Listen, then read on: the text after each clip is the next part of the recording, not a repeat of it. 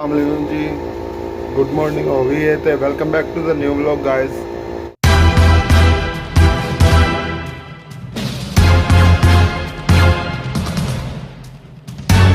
तो गाइस जिदा तुम देख सकते हो मैं इतने कुकिंग टेबल ते खलोते आया। यह मेरा सारा कुकिंग का समान पे हूँ इतने असी जो नाश्ता बनाने तो फिर सुकून का नाश्ता बनाने क्यों मैं कुकिंग चैनल नहीं खोले जिस करके मैं तुम्हें हर वीडियो कुकिंग करता ही विखावा कि अज मैं बना रहा ठीक है। मेरा व्लॉगिंग चैनल है तो तुम चुप करके थोड़ी देर आराम करो, असी कुकिंग कर लिए तो मिलने तो थोड़ी देर बाद लव जो इधर चेक कर सकते रोटी बन गई है, कैसी लगी है, गोल हैगी पूरी। तो देख के दसो तो असी मिलने तो बाद च जी। गाइस हमारी रोटी बन चुकी है, देख सकते हैं आप। आए पूरी मज़े की रोटी बनी भाई आज तो देख सकते हो जी।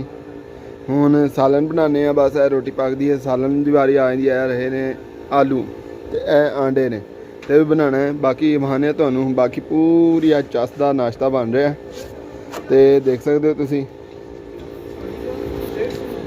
हमारा नाश्ता बन गया है, देख सकते हैं आप। ये पूरा मज़े का बना है। तो अभी जो है हम सालन की तरफ आने लगे हैं बस, और बनाते हैं हेल्थी सारा बना रहे हैं हम खाना। तो देखते हैं फिर क्या होता है। गर्मी बहुत हो गई यार वैसे जी। गाइस अपना नाश्ता बन चुका है और हम जो है नाश्ता करने लगे हैं। ये देख सकते हैं हम अपना नाश्ता करने लगे हैं और अभी नाश्ता करते हैं तो आपको फिर दिखाते हैं आज क्या शुगर मेला लगता है। जैसे कल वाले व्लॉग में थोड़ा सा लगाया था, आज भी लगाएंगे।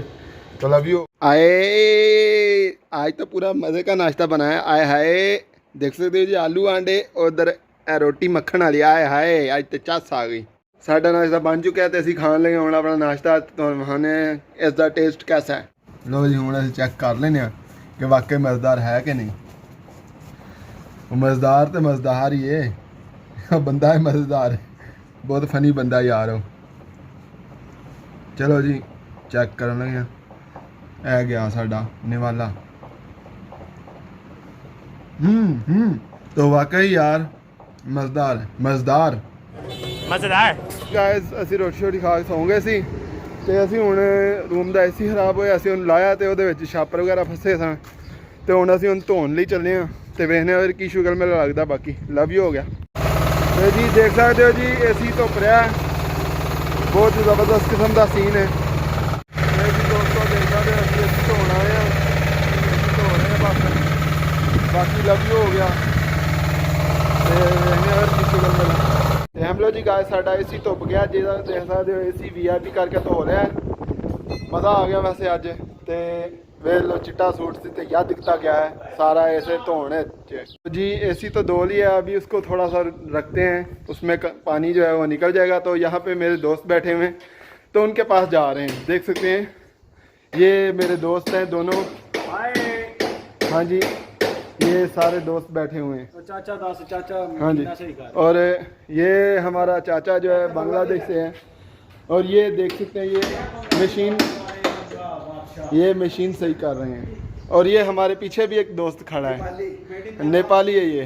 तो हम सारे मिलके यहाँ पे काम करते हैं, बहुत मज़ा आता है। तो अभी हम मिलते हैं आपको थोड़ी देर बाद रूम में। Love you.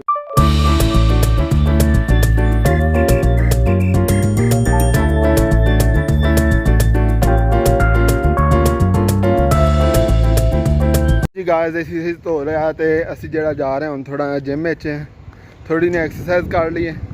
तो बाकी देखने कि शुगर मेला लव यू हो गया। फिर चलो जी गाइस जिम शिम कर लिया तो असी हुण जा रहे हैं रूम में तो नहाने तो कपड़े शपड़े चेंज करने तो वेखने कि कोई शुगर मेला लगता। बाकी अज का व्लॉग भी काफ़ी इंटरस्टिंग हो गया तो देखो मजीद फिर की होंदा।